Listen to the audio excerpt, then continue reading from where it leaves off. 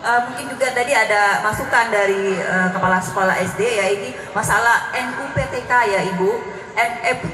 NUPTK bagi pegawai guru honorer khususnya di sini yang sulit sekali.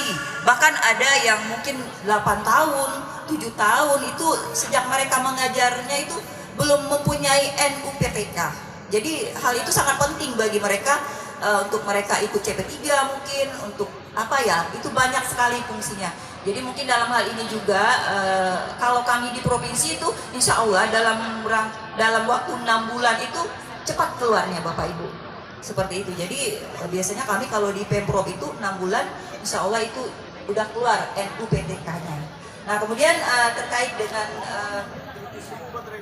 hari ini yaitu mungkin ada beberapa hal yang ingin saya sampaikan, terutama di sini tentang disabilitas ya. Nah mungkin pada umumnya di sini dunia pendidikan lebih fokus biasanya itu kepada peserta didik pada umumnya. Nah padahal mereka tidak melihat bahwa di sekeliling mereka itu ada penyandang disabilitas yang juga perlu perhatian khusus. Nah di sini mungkin kalau kami di SLB Negeri Tanjung Pandan itu selama ini mungkin kami memang naungannya provinsi, tapi perlu komitmen kerjasama dengan pemerintah kabupaten. Karena kenapa? Anak-anak yang kami didik, anak-anak yang kami ajarkan itu adalah SDM anak-anak kabupaten gitu. Jadi kadang-kadang kami seperti dikotakkan. Gitu.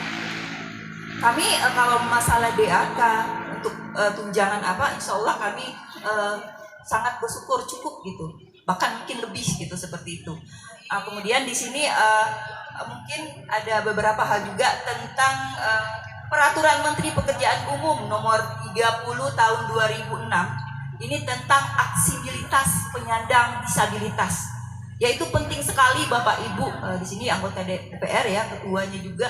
Nah kalau di sini kita lihat, kalau saya lihat aksesibilitasnya belum mendukung seperti itu. Nah kalau kita lihat juga di trotoar sepanjang ini pemerintah daerah Kabupaten Belitung sudah membuat gitu. Ya, kalau kita ada guiding blocknya, ada benda miringnya. Nah di situ kalau kita lihat sepanjang jalan bukan Sabar ya, ke arah ke puncak. Nah kalau kita lihat trotoar di sepanjang jalan sekarang di Tanjung Pendam.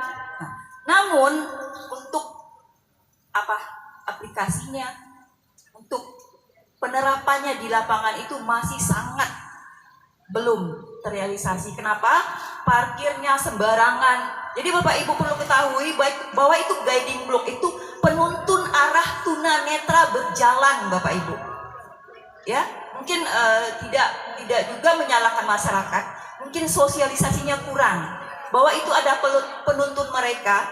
Jadi itulah arah mereka meraba dari rabaan kaki. Ada benjolan kuning, kalau Bapak Ibu lihat itu seperti itu adalah jalan khusus tunanetra.